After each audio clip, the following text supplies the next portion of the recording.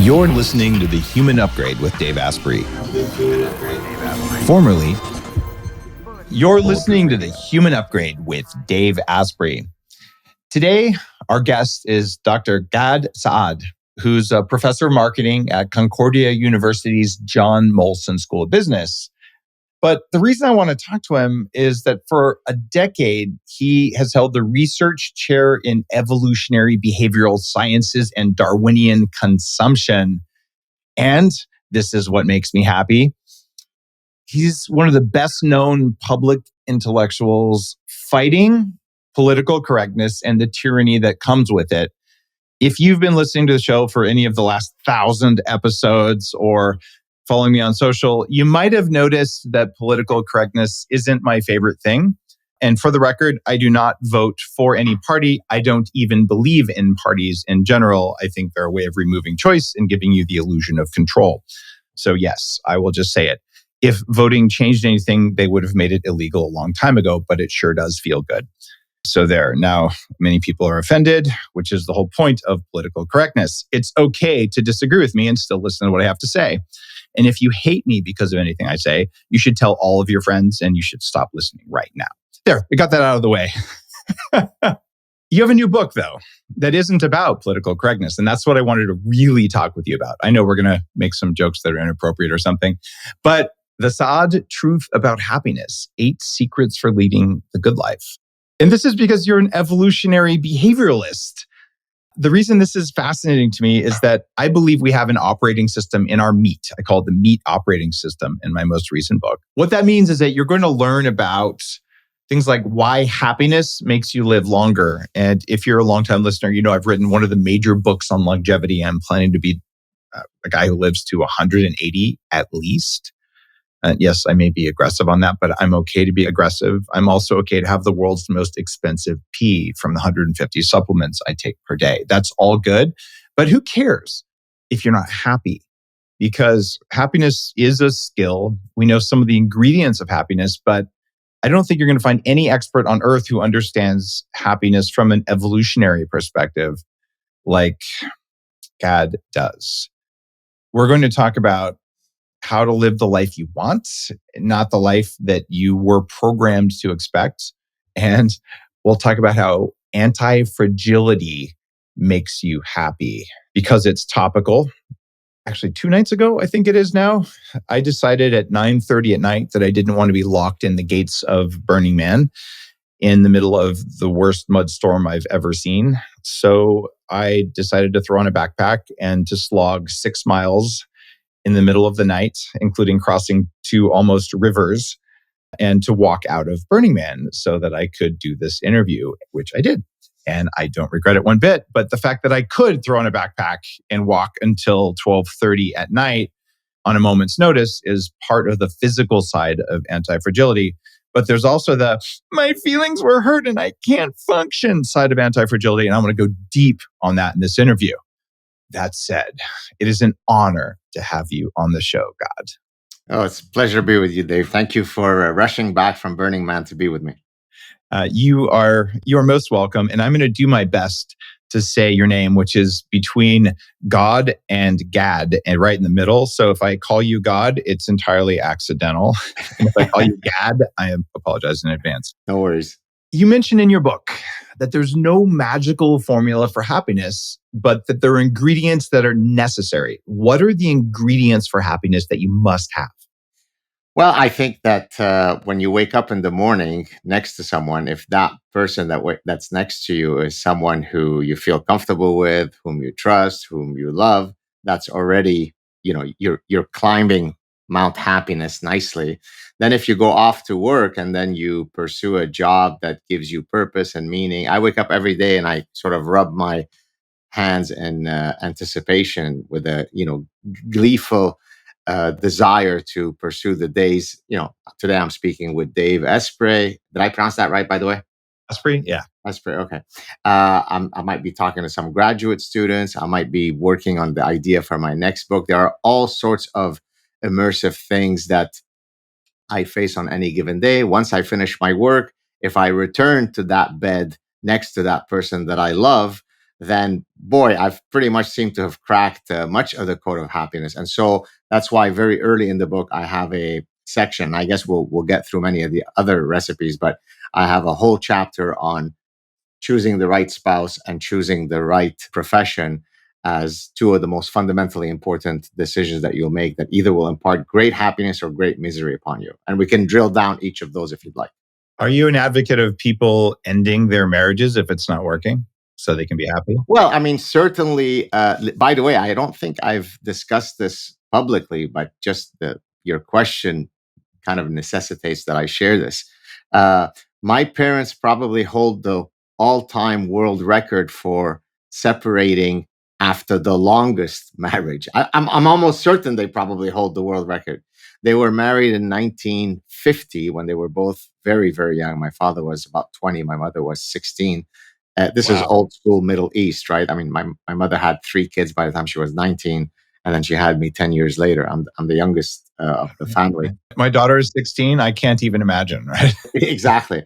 And they separated after 60 plus years of marriage. So, to answer your question, I think that yes, you can extricate yourself from an unhappy situation at any point. Life is too short to, stay in a happyless marriage, but hopefully there are ways that we can, ride out some of the difficulties that most marriages might face.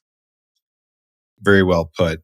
I was married for 17 years, and my former wife and I consciously uncoupled, where we're still friends, we're co-parenting, the kids are happy, and we care for each other, but just decided that we weren't the right person for the other person's happiness, without any blame and without a nasty divorce and all of that, because happiness is important. And if you've done all the work and what's left is just incompatibility, that's okay. Right. And moving on, I think is a mature but very difficult thing to do. And some people get very offended at that because they feel like, well, maybe that could happen to me. Well, let's be politically incorrect. It could happen to you. So maybe you should work on your marriage and work on it to the point that if it does happen to you, that you're glad it happened to you. I was going to say that I can actually link our current conversation to 30 years ago when I defended my doctoral dissertation. My PhD dissertation was on something called stopping rules, which is the idea that when is it that you've collected enough information to stop acquiring additional information and commit to a choice. So let's suppose I'm choosing between two political candidates or two cars or two mates that I might marry. I don't look at all of the available information. I look at some subset. And at one point, I say, I've acquired enough to choose Mazda, to vote for Hillary Clinton, to marry this person, right? Well, we can apply that exact framework to the question that we're addressing right now, which is when is it that you have acquired enough information to stop and as you put it, decouple from the relationship? And so, in a sense, that's why I think if I can, toot my own dissertation, I think that's why my dissertational work was quite important, because this idea of when do you stop acquiring information and commit to a choice, whether it be choosing something or in this case, rejecting something, getting out of a marriage, is a fundamentally important decision when you're making choices. There's some really toxic words that are at the end of almost every article on PubMed, which is the place where you go to read all the scientific papers. And it's before you do anything, more research is needed. And the reason I think I'm going to live to 180 is that I'm the guy who reads the paper and takes action versus the guy who says, well, until I have more information. Why do you think academics are afraid to do anything until they have more research? It seems like they haven't read your paper. Yeah, that's very good way of analogizing it, because the original work on which my dissertation was based comes from statistical decision theory, a gentleman by the name of Abraham Wald, where he actually applied it very much in the context of what you're talking about, PubMed. So when is it that I have collected enough of a sample size to be able to unequivocally state that there is now enough evidence in support or in refutation of my hypothesis? Or think about it in the context of a manufacturing system. How many products must I sample before I can say that the manufacturing process is quality controlled or yields too many defective products? So this idea of you don't need to acquire ad infinitum information before you make. And as a matter of fact, we don't do that, right? I mean, because if we did that, we would be stuck in choice paralysis forever, making only one decision. Rather, we only look at some subset, but that subset must get us over the threshold so that I feel sufficiently confident to marry this woman, buy this Mazda, get rid of this employee, and so on.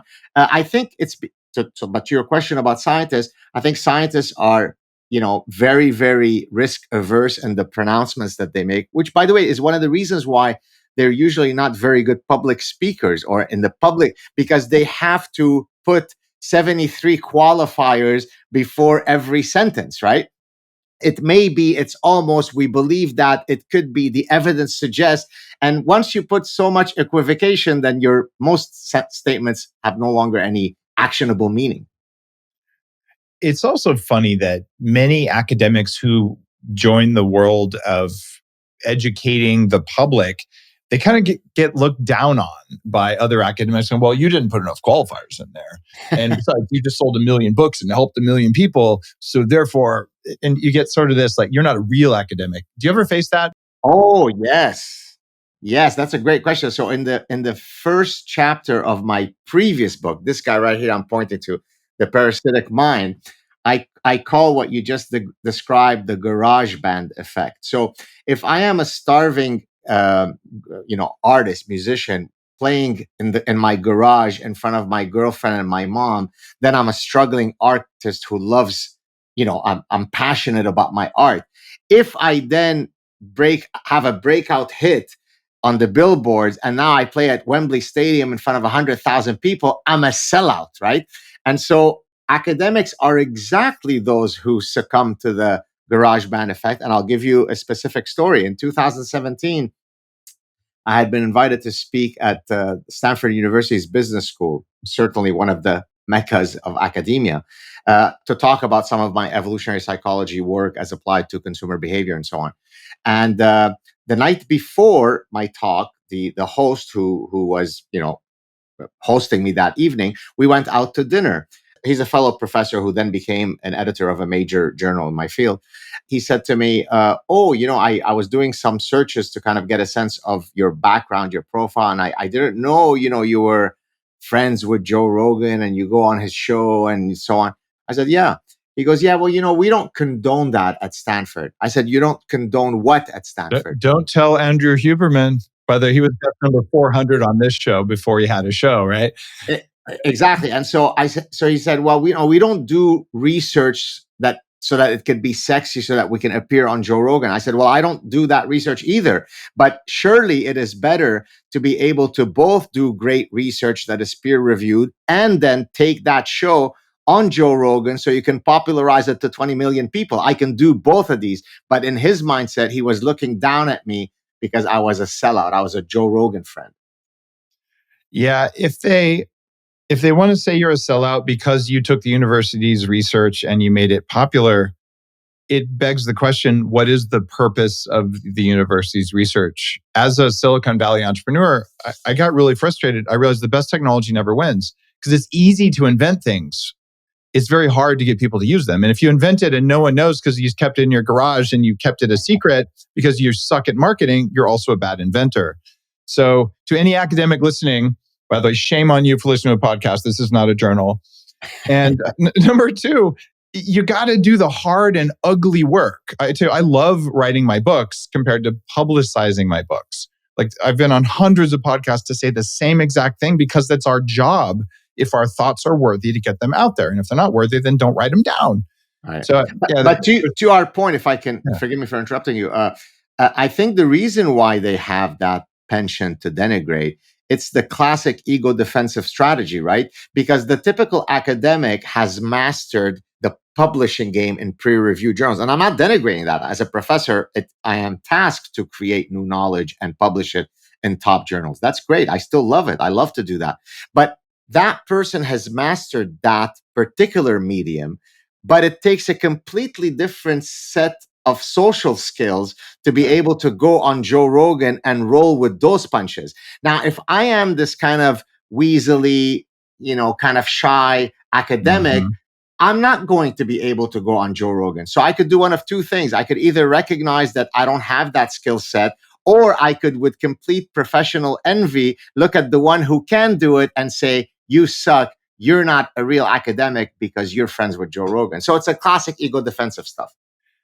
Ooh, I love how you call it out. Probably the best non-academic academic who writes about envy and jealousy is Robert Greene, the guy who wrote 48 Laws of Power. Is a friend who's been on the show a couple of times. He has a chapter in the Laws of Human Consciousness that says, when someone is feeling envy or jealousy, when you tell them good news, they'll briefly like scowl. And then they smile and say, good work. So you can spot the people like that. And those are the academics who scowl when they hear you've been on Joe Rogan and say, we look down on that. But the real reason is they didn't get to go. Exactly. As the saying goes, I hope I don't butcher it. Whenever my friend succeeds, something in me dies. That's envy. Ooh, that's a great quote.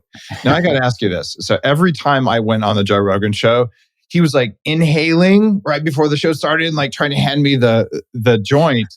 And I'm like, I can't hit that or I'm going to be stupid on the interview. So did you smoke before the camera rolled? It's funny. I've never ingested, consumed a single drug in my life. I've never even taken a single puff of a cigarette. And I actually mentioned this once on Joe's show, and he was kind of surprised. And I can't remember if I had stated this. And if I haven't, let me state it here.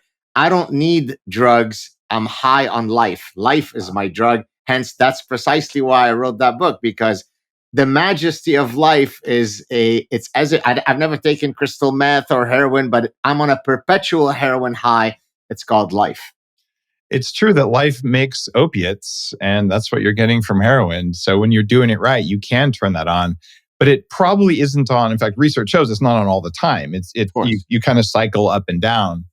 And maybe that's tied into this idea of, it's an idea I don't really like, but it's part of the beginning of your book, about moderation and something called an inverted U curve. So talk to me about moderation versus living high on life, which doesn't sound very moderate. Right. No, thank you for that question. So the idea of everything in moderation is, of course, one that the ancient Greeks were very adept at reminding us, but they certainly were not the only ones. Buddhism has middle way, which is exactly the same idea. Maimonides, the Jewish philosopher and physician to the Sultan almost 1,000 years ago, said the same thing. So what I did in that chapter, Dave, is I demonstrated that most phenomena that you could think of, whether they are at the neuronal level, at the individual level, at the economic or social level, follow this inverted U. Inverted U simply means that for whatever phenomenon you're looking at, too little of that is not good, too much of that is not good, and then life becomes the pursuit of that middle way, that sweet spot. So let me give you an example of such a phenomenon where I happen to be on the wrong side of the curve, right? So even for the guy who wrote the chapter and the book on happiness and the chapter on moderation, that doesn't mean that I have cracked it for all of the phenomena and issues that I face. So perfectionism, the trait of perfectionism, follows an inverted U shape. If you're not in the least bit perfectionist, let's say as an author, then you won't be attentive to details. You'll have tons of errors. Your references will be wrong.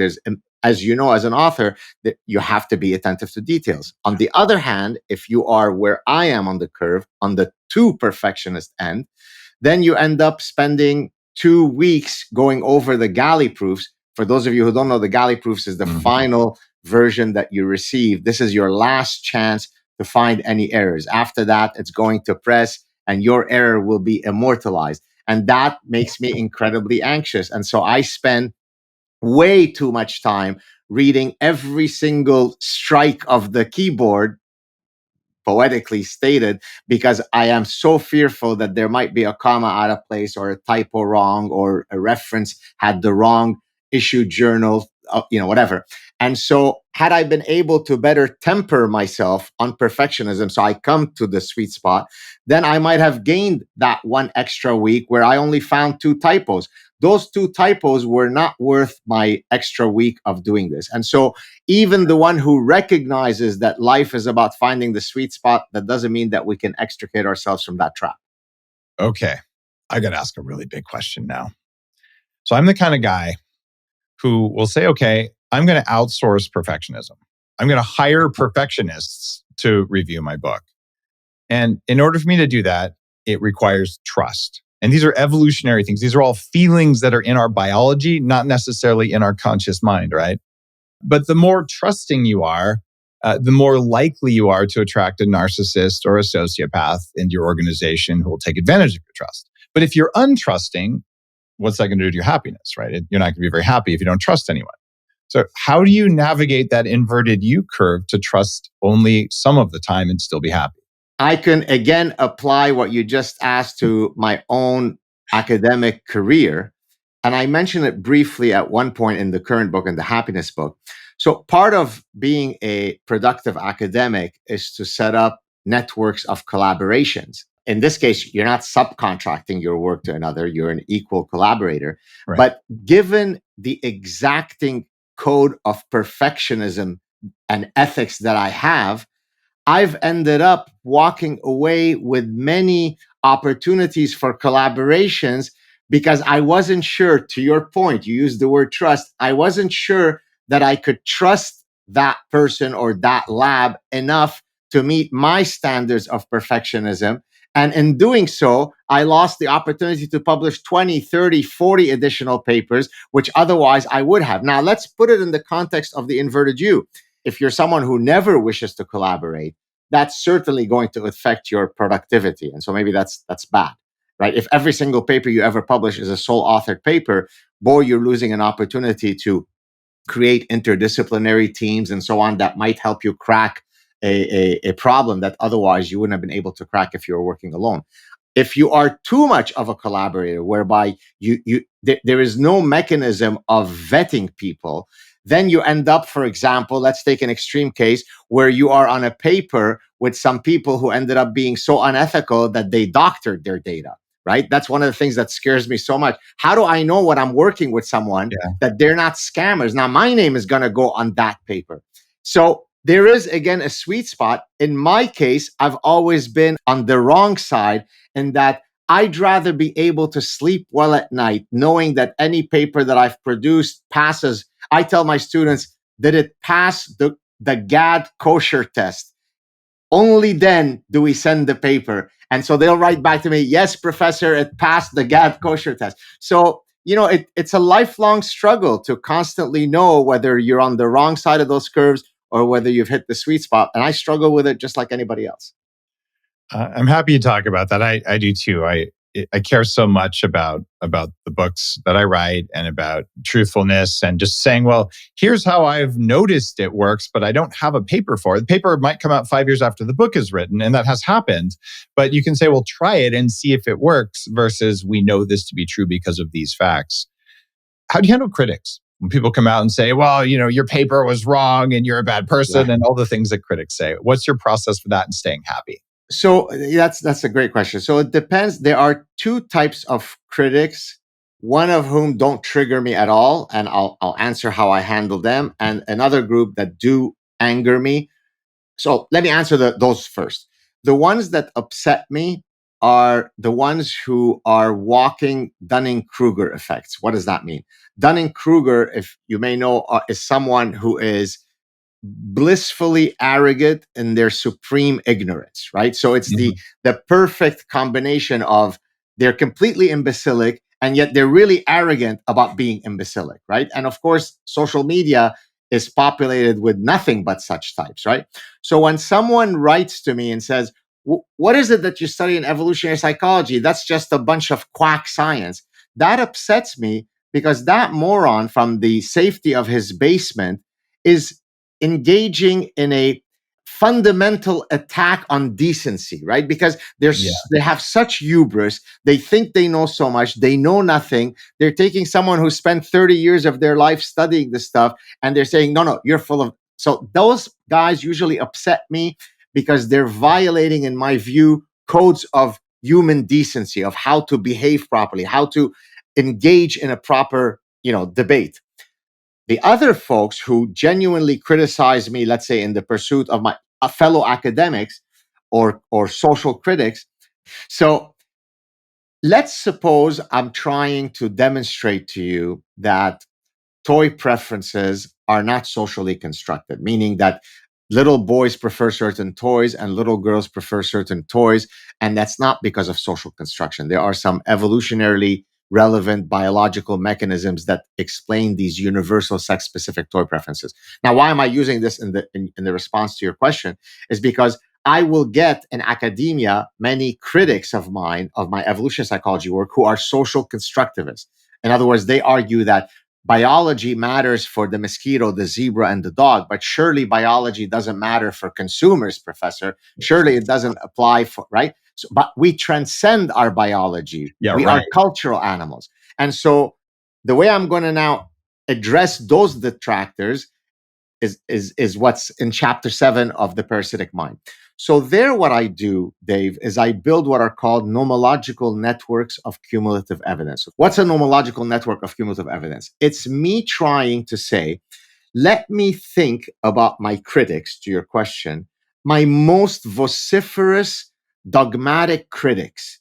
What would be the evidence that I would need to amass for them to then concede the argument, right? And so what do? Let's do it for toy preferences. I can get you data, Dave, from developmental psychology that shows that children who are too young to have been socialized yet, in other words, they haven't yet reached that cognitive developmental stage by definition, already exhibit those sex specific toy preferences. Okay. So already that one line of evidence is very powerful. Oh, wait, your mind is going to be a lot more blown than that. Hang in there. Fasten your seatbelt. Okay, so now I've given you, so imagine in the middle of the network is the phenomenon that I'm trying to prove to you. You're my detractor, you're my critic. Okay, so now there's one box from developmental psychology that's quite convincing. Even if I stopped right there, I've done my job, but I'm not going to stop there because I'm going to put an epistemological noose around your neck by bringing in so many lines of distinct evidence that you're going to drown in evidence. Okay, number 2, I can get you data from other species, from vervet monkeys, from rhesus monkeys, from chimpanzees, showing you that their infants exhibit the same sex-specific toy preferences as human infants. Now, you certainly can't argue that mama and papa vervet monkeys are doing this because they're part of the sexist patriarchy. So now I've gotten you data from developmental psychology. I've gotten you data from comparative psychology. Comparative means across species, but I'm going to go on. I won't do the whole network, but I'll do 2 or 3 more examples. Now you might say, oh, but wait a minute though. You don't have data from across cultures. Maybe there's something unique about Western culture that makes boys prefer trucks and girls prefer dolls. All right, here I come with data from nomadic sub-Saharan cultures that are completely detached from Western society, and I can show you the research that shows that they exhibit the same sex-specific toy preferences. Then you, as my critic, comes, okay, well, that's great. You're starting to convince me, but you don't have data from across millennia, Professor. Oh, no, wait a second. I've got data from ancient Greece and ancient Rome on funerary monuments, where on mausoleums, they have depictions of little girls and little boys playing with the exact same toys as we have today. So what am I doing in building this network? I'm showing you that across species, across disciplines, across methodologies, across cultures, across time periods, there is a triangulation converging to my position being the vertical one. So all this long-winded way to answer your question, how do I handle my critics? I build the nomological network that squashes you into oblivion. So this is why whenever I debate someone, I have what's called epistemic humility. When I know, good luck to you if you want to debate me. But you could ask me a million questions, Dave, where because I'm epistemologically humble, I'll say, that's a great question, Dave. That's above my pay grade. I don't know the answer to that. I haven't built the nomological network. Yeah, not knowing, and knowing that you don't know is a sign of having an ego under control. It's interesting. There was a time a while ago after I was on Joe Rogan a few times where he had an investment in a company that was competing with mine. So there might have been some untruthful things about me said in order to harm my business interests. And my only response to them was just the same blog post. So, well, it's called, you can still find it's called One Ugly Mug. I'm like, well, here's 34 studies validating that I didn't pay for, validating that there is toxic mold in coffee and it survives the brewing process and it's not good for you. So, you can say I'm full of crap that there isn't mold in coffee or whatever, but that was my only response ever. It was just a link to the post and nothing else. Yeah, I had to do some therapy on the back end so I wasn't pissed off all the time at, unwarranted attacks. But sticking to the science and just being right is a really good thing. But I got to ask you this too. Evolutionary, from what I can see in my neuroscience company, which is called 40 Years of Zen, and we've done 1,500 high performance people's brain waves and Wow. how to control them. And so I'm really into this stuff. It's abundantly apparent that when you see like a 5-year-old, again, this is evolutionary stuff. 5-year-olds don't have that much stuff going on. Most parents have seen what I've seen, where a famous family story, there's a kid across a lake, casts and falls into the water, and then splutters, comes out and says, "You pushed me in." And you're like, "I was across the lake." Right? But you just seek to blame another. So our ability to see reality is highly influenced by our biology. Right? So how do you know in these situations when you think you know that you actually know? Do you have some sort of structured process for this versus this is all your ego telling you know because being wrong would be bad? Let me link your question to the genes or the genetics of happiness. So very early in the book, I make it clear that about 50% of individual differences in happiness scores stem from our genes, meaning that some of us are born with a sunny disposition, some of us are born with a less sunny disposition. But that statement is actually one to celebrate, because if 50% of our happiness stem from our genes, that means the other 50% stems from things that we can do to alter our pathway toward Mount Happiness, right? So I may start at a much better sunny disposition point than you do, Dave. But if you make the right choices, you implement the right mindsets, and I don't, you might end up being a lot of a happier person than I am. So in a sense, it's the perfect, half full, half empty story, which is, yes, it is absolutely unequivocal that our genes matter in how we perceive the world and how, dispositionally happy we are. But that doesn't mean that we are fatalistically doomed to that biological imperative. We can still alter it. Now, to your point about, when you're pushed into the lake, what do you attribute it to? There's an interesting psychometric scale that was developed in the 60s that maybe some of your listeners are familiar with. It's Rotter, R-O-T-T-R. That's the name of the gentleman who developed the scale. It's called internal versus external locus of control, which I'm sure you're familiar with. Internal locus of control is I attribute things that happen in my life to me. So I did really well on the exam because I studied hard and I'm smart. On the other hand, external locus of control, you attribute it to outside. It's destiny. It's God. It's the environment. So I did poorly on the exam because Professor Saad is a asshole who doesn't know how to teach, right? Now, the reason why I gave those specific examples, because to the point about happiness, most people tend to attribute successes internally and failures externally, right? Right. And the only people, by the way, Dave, who don't succumb to that rosy attributional style are clinically depressed people, which then begs the question, it's a chicken and egg question. Is it that they started off innately being less rosy, more accurate in their attributional styles, which made them more likely to develop clinical depression? Or is it the clinical depression that then makes them less likely to succumb to the rosy attributional style? And the research is not clear, but like most things, it's a bit of both. Okay. That makes it makes a lot of sense. It's a bit of both. I would say I was a pretty angry and anxious person when I was younger, but I didn't necessarily even recognize it. I just kind of thought that's how everyone was. It didn't seem different for the norm. And over time, I acquired the skills. I went to Nepal and Tibet and learned meditation from the masters and different lineages and did all this weird stuff and got to the point where I can take responsibility without feeling like I'm going to die.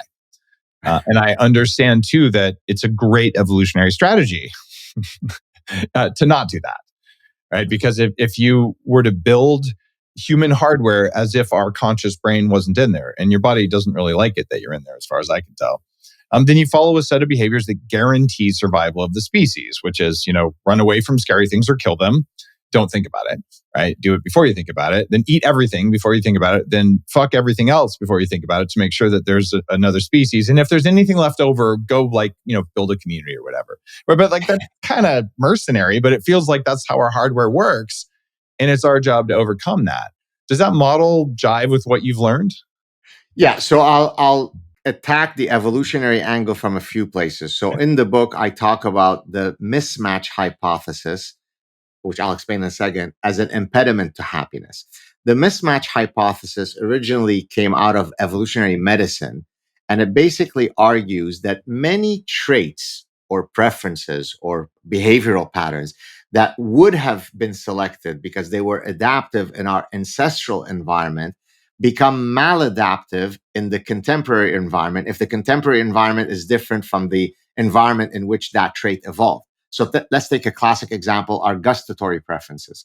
So most of us have gustatory preferences whereby we're attracted to some form of high caloric food. Now, there might be individual differences. I may like chocolate mousse, you may like a juicy steak, but we probably both like these two food sources. So the mismatch hypothesis basically is in today's environment where there is no caloric uncertainty, where there is no caloric scarcity, then that preference for high caloric food creates a mismatch, and therefore colon cancer and heart disease and diabetes and high blood pressure. So if you look at, I think, the top 8 or 9 killers, many of them are attributed to this mismatch hypothesis.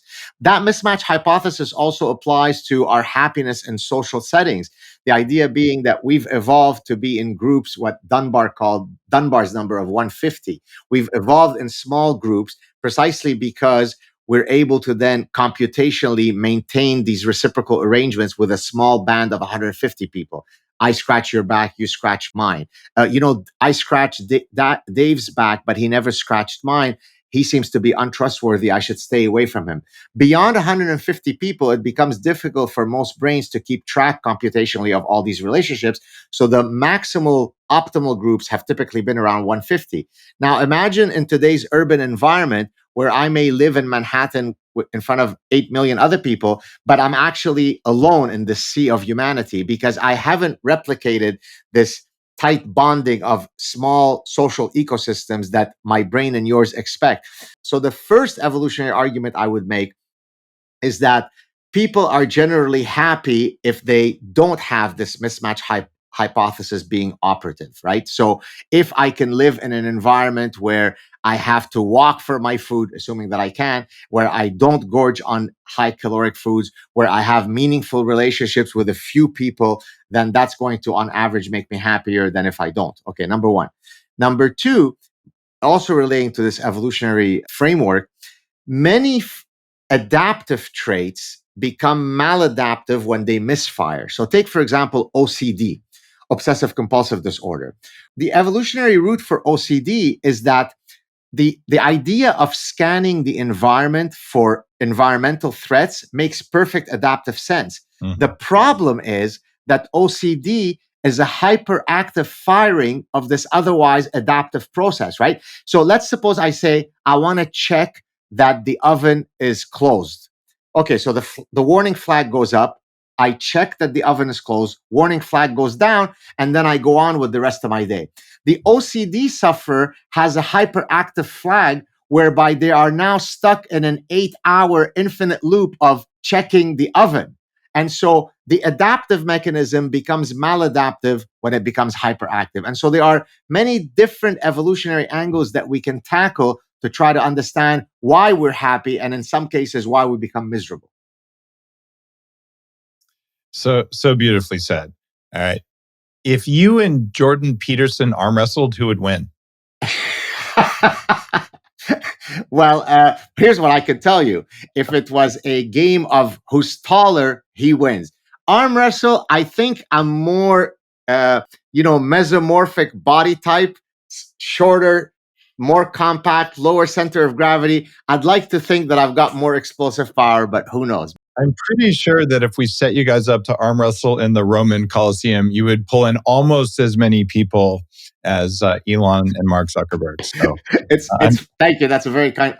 We will be in a coliseum, although a friendly coliseum, next week, where we'll both be speaking at the Budapest Demography Summit, where we'll be talking about this very corrosive and dangerous idea: families matter. I'm sorry, we're going to have to end the interview on that. How dare you have an independent thought, whether it's right or wrong, because families do matter. And as a father of two thriving teenagers, anyone who's a parent and thinks families don't matter probably didn't experience one. Exactly. And if you didn't have one, you can replace it with all the psychological stuff. You can do some healing, but just let me give you a quick story about happiness and having children. You ready? Yep. So, I receive all kinds of lovely emails from all sorts of people. Some can be fancy professors, others can be a corrections officer or a truck driver. All of these mean a lot to me, and it's wonderful that people love your work. But you know what's the most wonderful? When I walk off a podium at a major event where my family is there and my teenage daughter. The reason why I mention teenage, because as you know, there's a developmental stage where you go from being the hero to a zero in your teenage children's that's life. an evolutionary adaptation because of Dunbar's number. Exactly.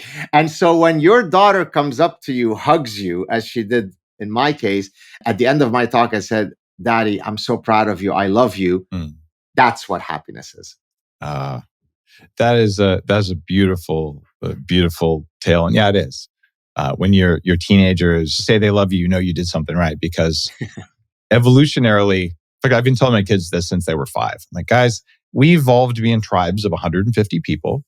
And what would happen if when you hit your fertile years, when you enter puberty, if you didn't decide that your parents and relatives were the dumbest creatures on earth, you would probably try to mate with them. And then within 3 generations, we would all be basically retarded, or whatever the politically correct word is for, when you have the wrong genes and all that stuff, and things are scrambled. So then Mother Nature has configured you so that you're willing to risk dying of lions, tigers, and bears to find the next tribe where there aren't dumb people. And when you're 24, magically, we'll be smart again. And that's okay. And I love you anyway. But it is because of evolution that I am going to be dumb for a while. Beautifully said. But I would argue, by the way, that it also works the other way. You just described it as to why they wish to detach. Let me do it the other way. And I actually did a Saad Truth clip that's on my channel that speaks to this. So in Arabic, in Jewish Arabic, we're Lebanese Jews, so my mother tongue is Arabic, but there is kind of a Jewish Jewish words that seep into Arabic. So there's this expression, which I'll say it in the language and then I'll translate it. It's sin al-sh'lut, which means basically, if you translate it, the age of obnoxiousness. So whenever, let's say, you see a teenager and you go, oh my goodness, you've entered sin al-sh'lut, that means, my God, are you obnoxious? And so I argued speculatively, but I think quite plausibly, that nature has also endowed us with this ability to find our teenage children to be so obnoxious that we want to decouple from them. So I've recently told my wife, you know what? I can't believe I'm saying this, because I'm very much of a family man. I really am like a father hen kind of guy. I said, I think I'm ready to go on vacation without our children, love, because I'm finding them so unbelievably obnoxious these days. So I think it works both ways. I never thought of it, but absolutely does, because I may or may not have had a conversation like, can we sell them on eBay or not? Yeah, I mean, all parents get frustrated, but it makes so much sense, because Mother Nature doesn't want us to mix our genes in the wrong way. It's not like she's going to rely on us to think about it that way, because our thoughts are all whatever muddled stuff. It's going to be a biological imperative that feels true. So we're going to believe it's true. Yeah. And it's that feeling true thing. That's in my work anyway, that's the source of intuition and the source of just an inner knowingness. It's also the source of your ego getting in there and taking control of your behaviors and making you into, I don't know, a vegan radical who cancels people who eat the most sustainable food on earth, which is cows. Oh, sorry. I just had to put that in there in case there was any of them listening. Now, I want to go back to what you've said in your book, that there are 2 key life decisions that matter most for happiness: the right life partner and the ideal job. So Is that the same at all stages of life? So I'm single right now, and I'm truly wondering whether I really want a life partner because I've already kind of done that for 17 years. So is this true at all ages? Yeah, great question. So for some traits, yes. For some traits, no. So example, uh, the cheerleader who's looking for a particular set of physical attributes in her ideal partner for homecoming queen, she wants the tall quarterback. That becomes incredibly less important when she's 32, she's a neurosurgeon resident, and it might no longer be relevant for her, because that quarterback, even though he remained tall, he's now fat, he never finished his high school degree, he can't put two words together, and the exact guy that she used to fantasize about when she was 17 would be the last guy she would want. So there are some mating attributes that will vary in their importance across the life cycle, exactly to your point. What I think doesn't change is the following, which so in when I discuss the choosing the right spouse as a key pathway to happiness, I pit two evolutionary maxims against one another. There is the what's called opposites attract maxim versus the birds of a feather flock together maxim. Now, you might say, well, birds of a feather flocking on which feather? It's not so much on, your eye color should be the same or your hair color. It's that you should share the fundamental same belief system, grand attitudes towards life, key mindsets of how to tackle life. If I am a caustic atheist and everything you do is grounded in your faith, it's not going to take a fancy evolutionary psychologist to realize that that's starting us on the wrong foot, notwithstanding that we might have many other compatibilities. So it turns out the research shows, Dave, that overwhelmingly, if what you're interested in is in the long-term success of your union, it's very much birds of a feather flock together that's operative. On the other hand, for short-term mating, right, I'm just looking to have a one-time dalliance behind the bushes, then opposites attract might indeed be very titillating because it's a one-time deal. I might be sexually restrained and introverted. You may be the exact opposite. You bring me out of my shell. We have a great encounter. But for long-term union, birds of a feather flock together. Got it. So you want someone who's similar to you. But okay, so someone who's past the child, or at least wanting children age because you've already had them, like where I am. So is having a life partner as important or necessary, even if they have the same feathers in your 50s, 60s, 70s, versus having multiple partners or having a close group of friends or, serial monogamy? There's all sorts of things people are doing these days, but I'm just kind of wondering. I think that what you just asked might apply across all life stages for the following reason. We truly face a conundrum as a sexually reproducing species. And that's why in one of the later chapters of the book, I talk about the virtues of variety seeking, but then I put in brackets sometimes because I discuss the pursuit of variety in many domains: food variety seeking, exercise variety seeking, intellectual variety seeking, and sexual variety seeking. Well, sexual variety seeking has clear evolutionary roots, but also if you're in a monogamous union, it could pose problems. So let me discuss these two kind of opposing tugs.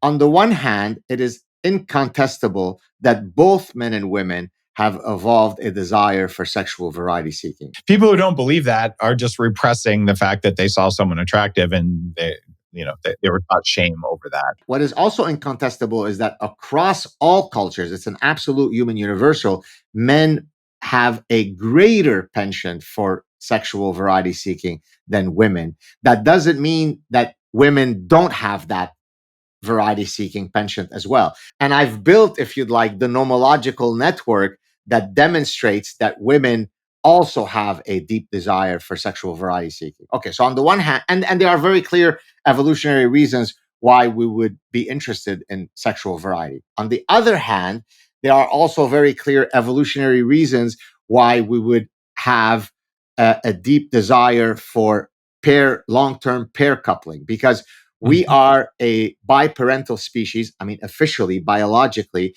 compared to other mammalian species, human dads are truly super dads. We do a lot more than just provide a seed. in many mammalian species, there's the copulation, and that's the only contribution of the male. We are truly super dads in the animal kingdom. Plus, we have a long period of offspring juvenility, meaning that it takes many, many years before our children enter the sexually reproductive stage where, as we talked earlier, they want to break free from you. And therefore, it makes perfect evolutionary sense for us to have evolved the hormonal markers, the neuroanatomical systems to feel romantic love. I truly am nonstop obsessing over the singular woman. I only want to be with her. But then 6, 7, 8, 10 years into that relationship, here comes this other woman. I'm like, it doesn't stop the fact that I love my wife. Boy, I'd love to have an encounter with her.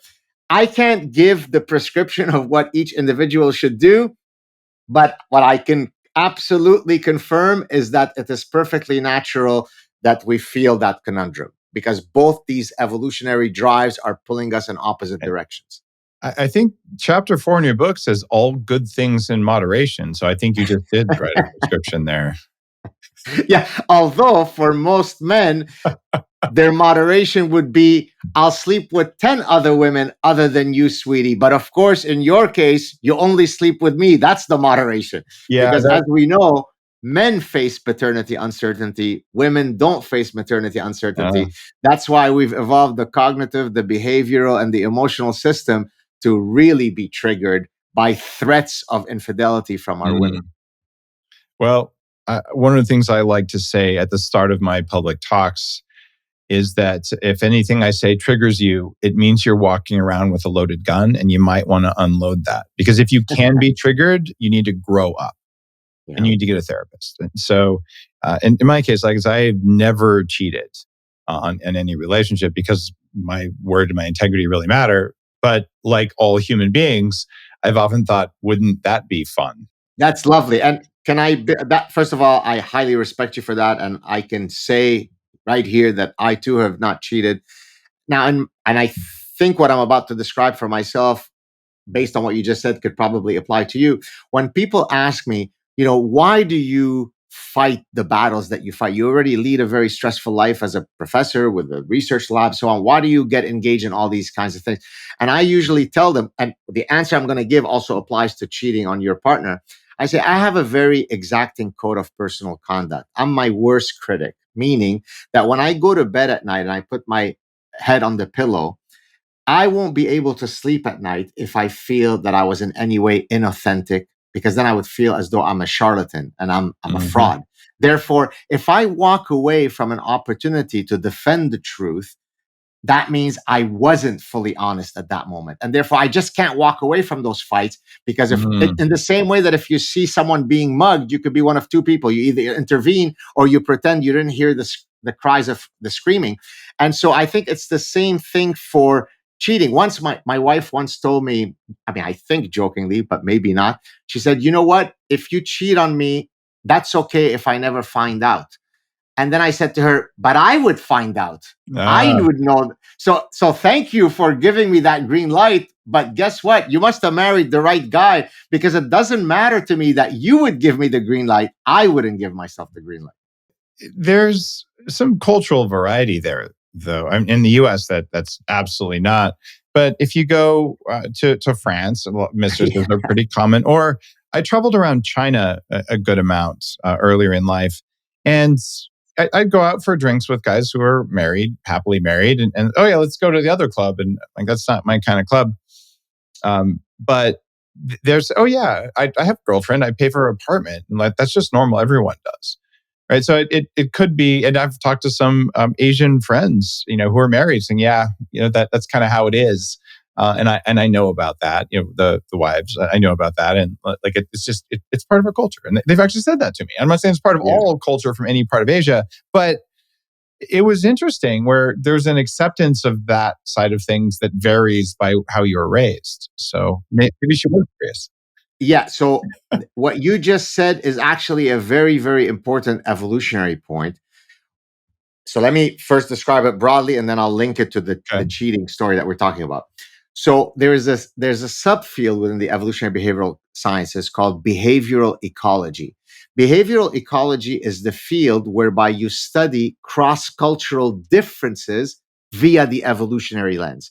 So meaning your example of why culture A tolerates polygyny more than culture B itself is an evolutionary adaptation. So let me explain in another concrete example. If you look at international cuisines, you will notice that some are much spicier than others. Mexican food is spicier than Swedish food. Now, if I were a cultural anthropologist, I would simply revel at having discovered that difference. I will publish a paper saying, hey, I went to the Yucatan and there's more spicy food there than there is in Stockholm or Gothenburg. Okay. And the paper would end there, mic drop. The evolutionary psychologist or behavioral ecologist would come along and say, wait a second. Is there a biological explanation that can explain the cross-cultural differences in spice use? And it turns out that there absolutely is. Cultures that are located in places that have higher ambient temperatures are more likely to use spices in their cuisines, because cultures that have higher temperatures, there is greater pathogenic load, foodborne pathogens, that will proliferate more quickly with heat. Therefore, the use of spices becomes an antimicrobial adaptation. So the cultural adaptation of using spices or not using spices is itself a biological adaptation. So now I'm going to link it back to our earlier question that some cultures tolerate women on the side more than other cultures does not speak to the vagaries of culture. That itself is due to evolutionary reasons. Wow. And this is why when people understand the explanatory power of evolutionary psychology, they truly have an epiphany, because there is no other game in town. You can't explain human phenomena without drawing on evolutionary theory. That's profound. I think between evolutionary biology and evolutionary psychology, you can explain almost everything that people do. One of the evolutionary biology things that I talked about on the show, and as far as I know, this is the first time that it's been talked about. I didn't find any papers on it, but it's one of those things where you know it ought to be true because everything lines up. Birth control pills are hormonal things that disrupt pheromones. And we know that when men are not around pheromones, if we can't smell fertile women in our environment, our testosterone drops. And if you want to look at the epidemic of guys living in their mother's basement playing video games till they're 30, well, 85% of women are wrecking their biology with chemical, industrial birth control that helps them be better worker bees, but maybe goes against the face of biology. So I'm a big fan of birth control. Just hormonal birth control is a crime against women. It's also a crime against men because we need juicy women around us, so we give a crap about life. Wow, there's so much good stuff there. So let me take it in several places. So number one, there was a study that was done by a good friend of mine, fellow evolutionary psychologist, Jeffrey Miller. I'm not sure if he's been on your show. He wrote a great book called The Mating Mind. And I remember we were at the Human Behavior and Evolution conference together. And he said, hey, Gad, I want to tell you about a study that I'm just finished and we're writing up, or something to that effect. And this is one of those cases where you meet a fellow scientist and he beat you to the finish line of a study that you were also going to do. So the story that I'm about to tell you is exactly one of those stories. Oh, wow. So he had done a study, and you're going to see why it relates to what you were talking about, showing, watch this, this is one of those mind-blowing studies, that strippers, exotic dancers, receive a differential tip amount depending on where they are in their ovulatory cycle. When they are in the maximally fertile phase of their ovulatory cycle, they receive much larger tips than when they are in the luteal phase, in the non-fertile phase. And so to your point, there are two reasons that could be happening. And I don't think he teased out which of the two it was. Number one, it could well be that when women are maximally fertile, they feel sexier. Therefore, they engage in more showy behavior. They dance in a more provocative way. They are more lascivious in their movement. And therefore, that attracts patrons who pay more for you. or it could be, to your point, that men have evolved the capacity to detect, which we used to call cryptic cues of ovulation, but they're not so cryptic, because we know, for example, that your breast symmetry in a woman becomes more symmetric when you are maximally fertile, and we're attracted to symmetry. We know that your skin hue is more intoxicating visually when you are maximally fertile. We know that your smell is different and more attractive when you're maximally fertile. So it could both be that the women are dancing in a more sexually attractive way, and the patrons are picking that up, and therefore they show that by paying her greater tips, to your point. There's another study, and this is politically incorrect, but it is a study that shows that less intelligent women become smarter during ovulation and more intelligent women become dumber during ovulation. I would love for you to send me I'm sure I could find it, but please send me the link to that paper. I love that. I will look for it. It's actually one I heard about from my former wife. And we talked about it at length. So I know it's in my records somewhere. Okay. And what I've also recommended, because I'm an advisor to and an investor in a lot of companies, and I don't think it's unfair if you're a woman and you're not on the pill and you're raising venture capital and you happen to pitch when you're ovulating, I'm sorry, I would take full advantage of my biology. You are much more likely to get that check for reasons that are entirely invisible to our conscious minds, because there was something about you that was really interesting and they wanted to write the check, and there was nothing wrong with that. By the way, you just literally described, like, I'm assuming that study hasn't been done. No. That's exactly, so so in my courses, I'll start my teaching later this week for the semester. And in all my courses, irrespective of whether I'm teaching at the undergraduate, MBA, MSc, PhD, I always make students do this in semester-long research project where they have to identify a research question, posit hypotheses, develop the data collection instrument, collect the data. I mean, literally go through the whole process. And it's mind-blowing for them because it's the first time they've ever done that. Well, let's suppose you were in my class, you just proposed the research question. Yeah. Does the ovulatory cycle affect proclivity of receiving venture capital funding? And look, it's very clean. I always tell my students, if a research question cannot be explained to a 10-year-old, that means it's too muddled. Now, short of the fact that maybe a 10-year-old doesn't know what ovulatory cycle is, the relationship is very clear. You're basically hypothesizing when the woman is maximally fertile, she's more likely to unlock that wallet of the venture capitalist. By the way, I bet you now someone's going to listen to our chat, steal this idea, and do a doctoral dissertation on this project based on your idea, Dave. It wouldn't be the first time from this show. Ideas are cheap, studies are hard. So if you choose to do that, thank you for doing it. And if you're sitting here feeling either as a man or woman that that's somehow unfair, dude, this is the playing field that we're in.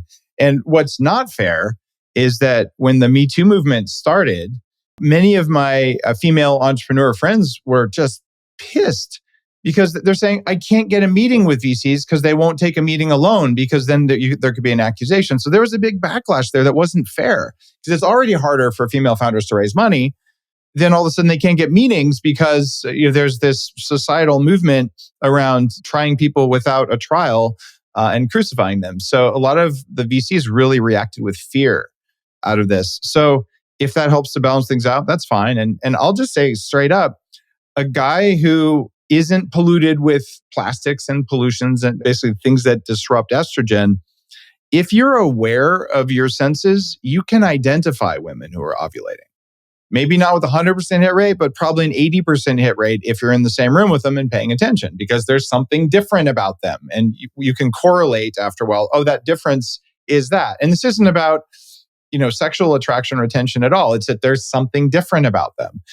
I've actually had this happen with me, with my wife several times, where we joke around, where some woman passes by, she looks disheveled and in sweatpants, and I will turn to my wife and she goes, yeah, I know, she's not ovulating. And then when I see another woman and she's doing the stiletto walk, I say, oh boy, somebody is ovulating today. And I mean, of course, I haven't empirically tested it. Yeah. Well, actually, I have empirically tested it, not in the context of our anecdotal lives, but I did a study with one of my former doctoral students where we looked at the effects of the menstrual cycle on beautification practices of women. And not surprisingly, we found that when women are in the maxillary fertile phase of their menstrual cycles, they beautify more. Now, beautification could be stilettos, it could be wearing the hair down, it could be putting on more makeup, it could be more scantily clad. There are many ways by which a woman can beautify, and she's much more likely to do it when she is maximally fertile. That's the power of evolutionary psychology. So I'm curious what men do, because John Gray, the Mars and Venus guy, is a friend. And we've had lots of conversations about how after mating, men's testosterone drops precipitously for 24 to 48 hours. In fact, that's why I'm a fan of semen retention much of the time. There's equations I've published ejaculation data in my books and all kinds of stuff. Just saying, like, this is a variable in your psychology that you need to be aware of, especially if you're using porn. It's going to make you depressed. And there's a biochemical reason testosterone drops, which also drops dopamine, which means you're not happy all the time and you're looking for the next fix. It's a dark place to be. But even if you're having sex all the time, there can be problems with it. So are there patterns in men you've picked up that are similar? Because I mean, it's easy for a woman. There's a month-long period and we're looking at about a 5-day window. But for guys, we're a little like we have a monthly cycle, but it's very subtle. So what can we do to, as men or as women looking at working with men, to look at the evolutionary effects of our mating behaviors? Yeah, that's a great question. So I haven't done any studies looking at specifically the relation between hormones and ejaculation. But what I've done in the case of men, so I just described a study with ovulatory cycle and women's beautification.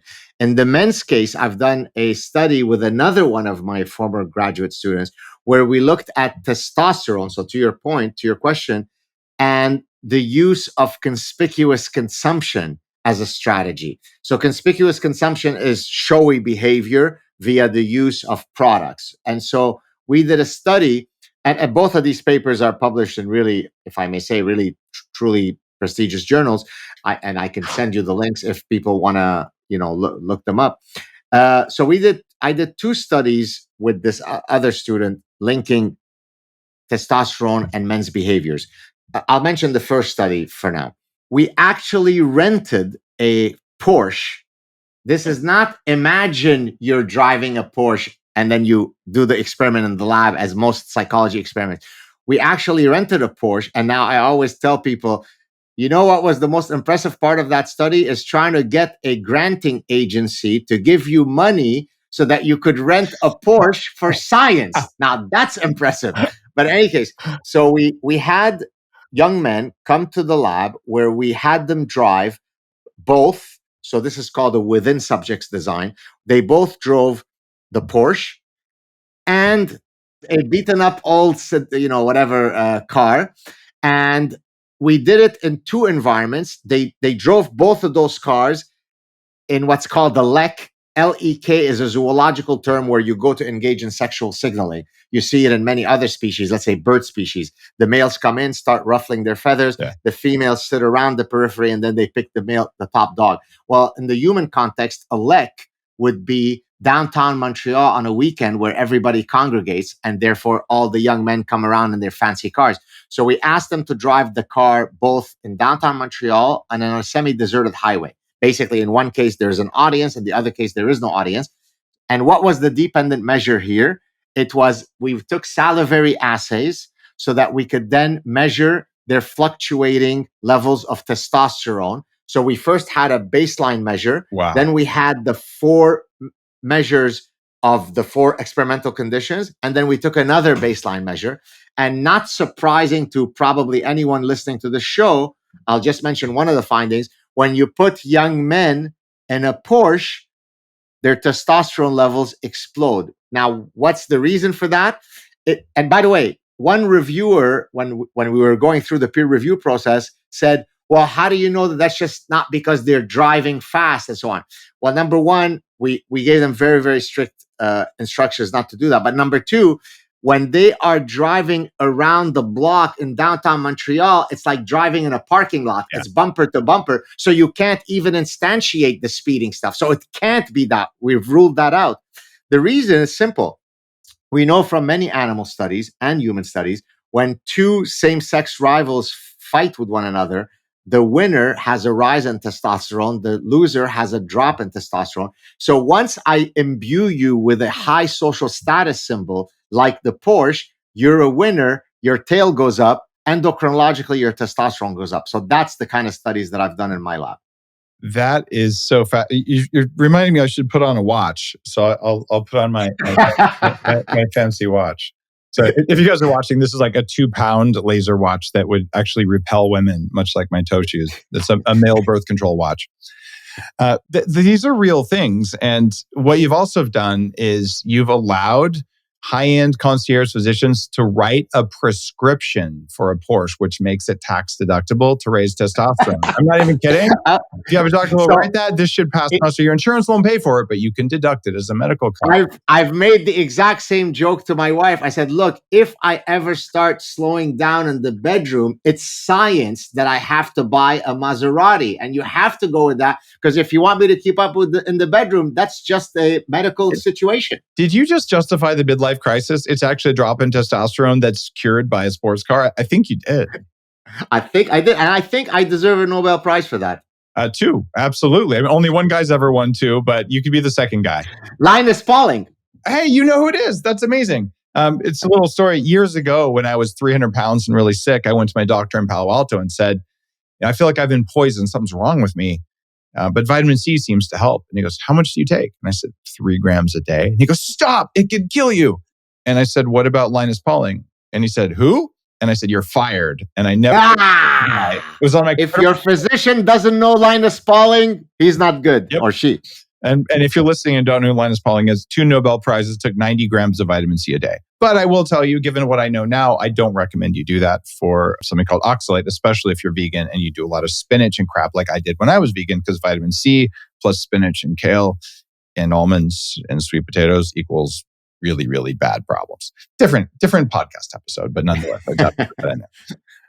All right. You have some other interesting stuff that's in your book. You have time for another couple questions? Let's do it. Earlier on, I mentioned Burning Man. And chapter 5 in your book about happiness is life as a playground. And I try to explain to people, I go to Burning Man because it's adult play. You're just doing stupid stuff. Like I wear like ridiculously short shorts. People are like, are you gay? I'm like, no, I'm not gay. I just think it's funny that I can walk around saying, excuse me, my eyes are up here. Like it's a shtick. It's a joke, right? And people get so offended who aren't at the burn. Everyone at the burn just laughs, right? So, but to me, that's play. And it's just like, yanking people's chains and you just ride bikes around and do stupid stuff. But it's so, I don't know, it just creates happiness. And I can't tell you why.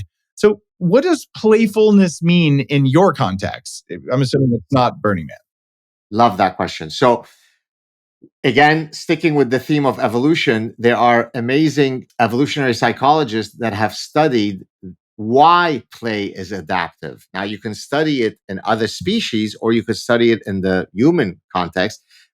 And the general story is the same from an evolutionary perspective. And that is that play allows us to instantiate at the developmental stage certain behavioral patterns that later in life will be adaptive. So, for example, if you're a prey or predator species, when you are a juvenile, you will play, you will pretend that you're a prey or a predator, you will wrestle with each other, precisely because a lot of these motor skills, a lot of these behavioral patterns will prove to be adaptive later.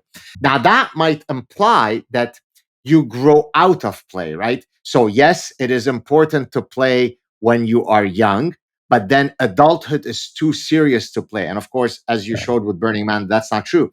So in the context of my book, I argue that even in the most dire and serious situations, play is an indelible part of human nature. And I'll just mention maybe 2 or 3 quick examples. Number one, as an academic, you would think, okay, well, science is serious business. No, science is the ultimate form of play. Because what am I doing as a scientist? It's puzzle making, right? There's a bunch of variables that are floating around, some of which are unrelated to one another, others that cause others. And my job is to try to make sense of all of these, variables floating in the sky.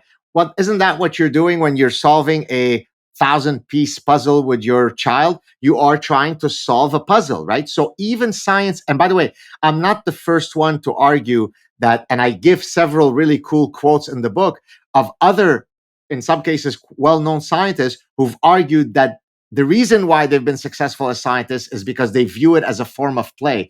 And I so relate to that. That's what gives me existential glee, because science, if practiced properly, is nothing but play. But let's take a more dire situation. I grew up as a child of the Lebanese Civil War, and usually most wars are judged against the backdrop of the brutality of the Lebanese Civil War. That was some brutal house to house death fighting. I mean, it was unbelievable. Death awaited you at every corner. And even in the context of such a dire situation, I would still find time to go out and play. And my parents would tell me, and I mentioned this exact story in the book, they'd say, well, if you're going to go out, don't pass this particular line, imaginary line, because that then opens you up to the eyesight of the snipers who will then blow your brain. Oh. So imagine how much of an indelible part of our human nature it must be that we still have to instantiate our desire to play in the context of a brutal civil war. Now, let's take even a more dire situation. Third and final example. During the Holocaust, people played. I mean, what could be more existentially dire than the Holocaust? And yet people play. Life is Beautiful, the 1997 Oscar-winning movie, was about a father trying to protect his son. They were in the concentration camps, by convincing him that the entire reality was just one big orgiastic game. And so play is such a fundamental feature of our humanity. And for those that have that adult playmaking ability, you're sure likely to get on Mount Happiness if you can view life as a form of play. Which, by the way, one last point, and I'll cede the floor to you. If anybody who follows my work will see, I'm a very serious professor. I get invited to all the fancy top universities, and yet some of the stuff that I'm most known for is for my satirical play stuff. When I don the woke wig, when I self-flagellate and mock self-guilt, when I hide under the desk pretending that I am fearful like the hysteric woke people. So I don't take myself so seriously that I can't engage in play and humor in delivering my message.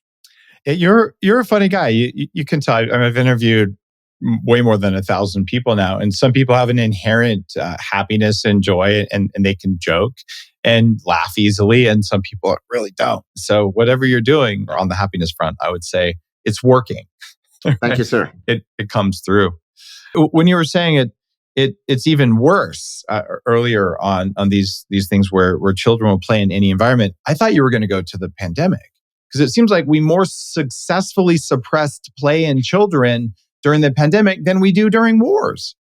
Yeah, it's true. So true. And then we're surprised that they're developmentally behind and they're socially awkward. And now you throw in all the electronics. By the way, how old are your children? They're teenagers, 14 and 16. Okay, so they've gone through the whole electronic craze. I always joke that it is probably easier to get someone to quit their crystal meth addiction than to get my children to walk away from this guy, right? We can be in Budapest seeing some of the most extraordinary architecture that the world's ever seen. And I'm like, you better get off that phone. So yes, we need to get children to, first of all, play outside, right? There is a great book by a gentleman called Richard Louv, who was, by the way, quite, I'm going to say it because I despise personal slights. I invited him on my show and he was too busy, which is kind of a bit, he was perpetually forever more busy. Yeah, like he would like that. They say bad things about my work and then they're afraid to come on the show to have a civil conversation about it. Exactly. But anyways, just to give him the kudos, he wrote a great book where he coined the term nature deficit disorder. Oh yeah. You know who I'm talking about. And Yeah. so what he's basically arguing is that there is a unique developmental set of benefits that come from having your children have dirty nails, taking the stick and pretending that it's a gun, engaging with nature. We have a biophilic instinct, as E.O. Wilson said, an innate love of nature. And so, no, you can't instantiate that by playing video games on your iPad. You need to go out and get your hands dirty as a kid. This is why, or one of the major reasons anyway, that I moved to Vancouver Island when my kids were 1 and 2, and we built a regenerative agriculture farm. Then they grew up on it without devices almost all the time at a Waldorf school, spending time outdoors, dirty and all. And it was incredibly expensive and stressful and hard. But as a parent, it was the biggest gift I could ever give to my kids. Beautiful. And I stand by that decision. But man, personally, living with sheep as your nearest neighbors for 12 years isn't exactly socially playful. There's that. So we all do what we can. But yeah, I love that you brought that up because that matters so very much. Now we're coming up on the end of the show. I know there's a lot of controversy and things going on. And I've interviewed Jordan Peterson's daughter, Michaela. And I haven't talked to Jordan yet, but I have something lined up to get some time with him. But I've heard online the Ontario College of Psychologists asked you to re-educate Jordan Peterson. That's actually from a video that he posted. So is this real? It isn't. It's part of the satirical play. Good. But I pretended. So I put out a... Okay. Yeah, there you go. So I put out a clip where I said, I am so honored and delighted that the Ontario College of Psychologists has chosen me to be the re-education lobotomizer of Jordan Peterson. And I said that perhaps they chose me, not only because I'm a well-known professor, blah, blah, but because I'm his personal friend, that they trust that I will guide him to the right re-education, whatever. And now the place where, up to that point, if you watch the clip has gotten, I don't know, hundreds and hundreds of thousands of views. Most people fell for it. And the only place where people started not realize, oh, is he being serious or is he not being serious? I took out what I call the whip of self-disgust, where I literally have such a whip. Now, by the way, let me quell any rumors, because people say, how come you have such a whip, Professor Saad? That whip came as a gift from a fan, because when I used to do the self-flagellation, I used to use a mosquito swatter or my own belt. And so in an act of fine fan kindness, someone sent me that whip. It's not for any other kinky reasons, or at least that's what I'm going to stick with. And so in any case, what I did is I posted a 16-item lesson plan that would be part of my re-education of Jordan Peterson. And as I read each of those lesson plans, I engage in self-flagellation by proxy. So that's the story behind that situation. I love it. I have a similar whip. It was a gift from a Siberian shaman where they use these kind of bullwhips for healing, that they do really deep, painful massage, and then they whip you so that your fascia will tighten up. And because I had very unusual biology, it's like, kind of in a weird Russian accent, but like your body like sand, like they'd not seen my biology before. So they gifted me that. So I have the whip around in my office, and people are looking at like, what are you doing here? And I just like to make people wonder. So I'm with you on having a whip as a tool of business and healing. There you go. Yeah. So by the way, as I said earlier, I'll be meeting Jordan next week in Budapest. And by the way, I should just mention, and no, I'm not his publicist, I'm just his very good friend. All the stuff that I hear that people say about him is such a load of bullshit. Yeah. When you know him, he's a man's man, right? Like, he's heard about, let's say, at one point I had received a death threat in person on the street while walking with my son. The second that he hears about it, he's on the phone. How can I help? What can I do? He's an old school kind of guy, and people who don't appreciate him simply don't know him. I appreciate that you're saying that. I haven't met him in person yet, but you can disagree with me and I'm not threatened. But if you do make death threats on me, it will raise my testosterone, which means I will probably respond in a way that you don't like. Exactly. Right? And that's, by the way, called the challenge hypothesis. Yep. So basically, don't make death threats, because it's not what civilized humans do. But all men, especially with enough testosterone, are capable of being uncivilized when nature calls. So you might not want to call the bluff on someone like Jordan Peterson or on you or me, because, well, there are consequences to being a douchebag. Just saying. Exactly. Well said. Well, Saad, it's been such a fun and fantastic interview. Thank you for taking the time, and thank you for your sense of humor and for speaking truth even when angry bullies who never grew up try to silence you. I don't fall for those guys either. And the conversations around the differences in men and women behaviorally that come from biology, not from culture, not from programming, I think it's fascinating. And acknowledging that this is in all of us to varying degrees can bring peace, inner Indeed. peace. And it's so Indeed. important right now. If you're triggered, like something's going on, it might be your biology, right? And it might be you have a belief system that's not real. And either one of those, that's okay. You're still a good person, and you can continue learning, and you can choose to act in the right way until you learn that your feelings don't have to do that. I know, because I went through all of this. And I think your book on happiness, the Saad Truth on Happiness, is a worthy book. So listeners, you might want to pick this one up. It's by Dr. Gad Saad. And the book is the Saad, if I'm saying that right, I feel like I'm hiccuping, Saad Truth About Happiness, 8 Secrets for Leading the Good. Thanks again. Thank you so much, David. You're listening to The Human Upgrade with Dave Asprey.